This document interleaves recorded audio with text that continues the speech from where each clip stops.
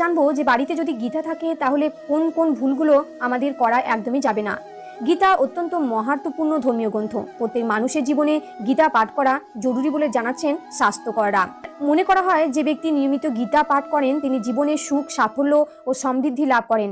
যে বাড়িতে গীতা থাকে সেই বাড়িতে কয়েকটি নিয়ম অনুসরণ করা জরুরি। জেনে নিন বাড়িতে গীতা থাকলে কোন কোন কাজ করা ঠিক নয়। বাড়িতে গীতা রাখার নিয়ম।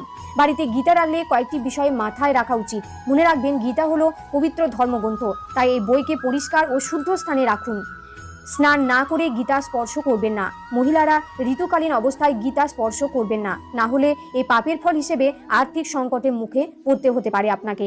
শ্রীমদ্ ভাগবত গীতা ভুলেও মাটির উপর রেখে পড়বেন না।